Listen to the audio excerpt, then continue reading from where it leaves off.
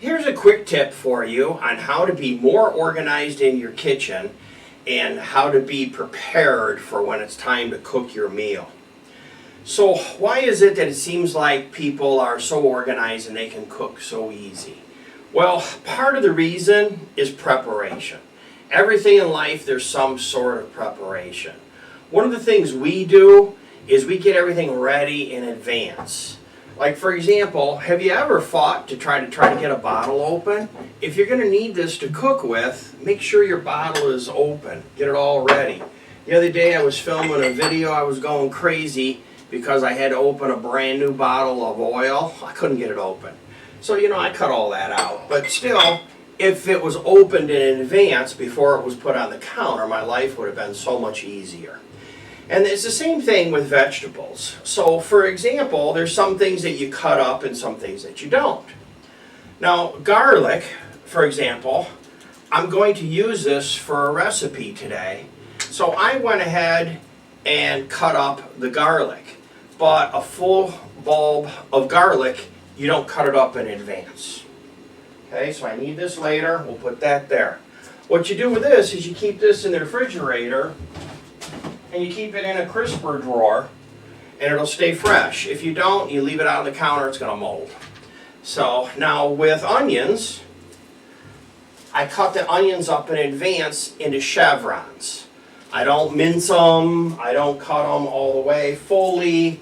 I cut them into chevrons and then I bag them. And this is what's left of an onion that I had, and then I keep that in the refrigerator.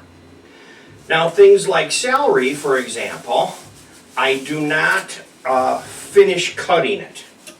All I do with the celery is I cut off the tops of them like this, and then you can do whatever you want with these. You could set these aside if you think you want to keep them or save them. Then I cut off the bottom of the celery. And some people save the heart. When I was a kid, my mom used to give it to me and I used to eat it. What I do, though, with my celery is I either leave it like this and bag it, or I cut them in half one more time and then I'll bag them after they're washed. And this is a good time to pull this center icky out that you're not going to want. So you get rid of that. That looks good. So let's do the same thing with this one here. We'll pull the outsides off. And here's that center piece that you're not going to eat. A lot of dirt in here. And you can't wash this dirt when these things are together. You have to open it up like this to wash the dirt and the sand out of here. So now this is all set. So this will go to the sink now. And then when I bring it back from the sink, I have a roll of plastic bags. So I'll bag them up. I just see how many bags I need. I need 5, so I pull them out, I blow them up, get them all set, and get them all ready. So I have a whole pile of bags here, all set, ready to go. Once again, preparation, be ready to go. So this is going to go to the sink now to wash it with water. And then, of course, try to shake them off. Then, when I put it in the bag, I don't seal the bag. Now, here's another tip that's really important. With all vegetables, you don't want to cut them up and cook with them. If you wash them and you cook with them, you steam them and they turn mushy. Do you ever wonder why food is so good at a restaurant? Well, they know something you don't. So here's the biggest tip I can give you. At least one day in advance, cut up what you need to do a meal. I have everything all ready for the Asian meal that I'm going to cook. I even have ginger cut up, ready to go. I got the scallion, green onions. I got the top separated from the bottoms. The top is garnish. The bottom is going to go in to be cooked. I got the bok choy here. Here is my squash, all set, ready to go, all cut up. I'm ready for the meal. Now, when you put this stuff, like these here, you look and you see how dirty these things are?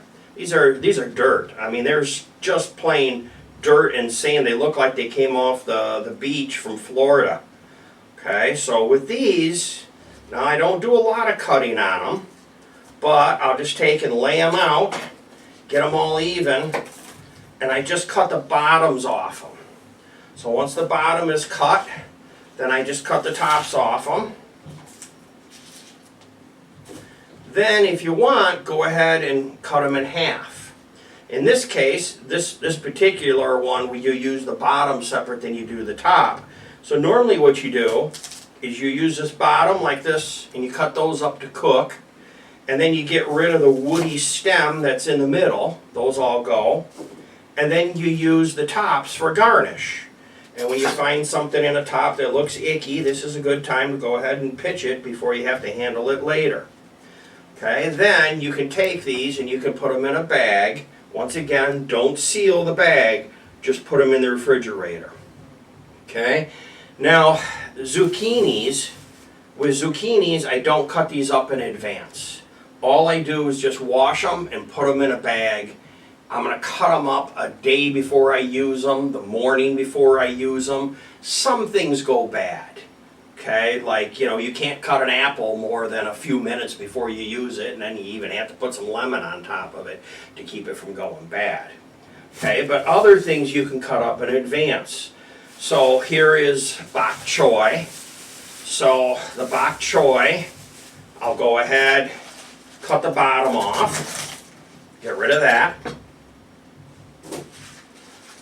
Then I'll cut the bottoms from the top, like this. And then you can open all these up and you can put them in the strainer to be washed.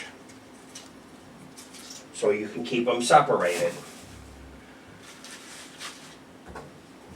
Asparagus. Asparagus, I don't really do too much to these in advance, other than I'll square up the bottoms, cut off the bottom, like this. Nice clean bottoms. Then I'll cut them in half, and then I'll wash them. So those will go in a strainer, I'll wash them, and then I'll bag them up. So I hope this helps you to understand why you want to do things in advance. I didn't know better. I was making salads, and I would cut everything and I would wash it, and then I'd put it in the salad and I would take it to the table, and the vinegar and oil would be sitting on the bottom and all of the vegetables were wet. Well, the oil is not going to stick to your cucumbers and celery, radishes, your tomatoes if they're wet. So like these tomatoes here, I got my food yesterday. So as soon as I got it, it has holes in the bottom of it. I took it right to the sink, I washed it, and then you shake it. If you have a salad spinner, you can do that. But now these are dry. Okay, these have been sitting here on the shelf like this overnight since yesterday afternoon. They're dry. So when I put them in the salad today for the meal that I'm making, the salad dressing will stick to the tomatoes and they'll be more delicious. So there are some tips. Hope that helps you out.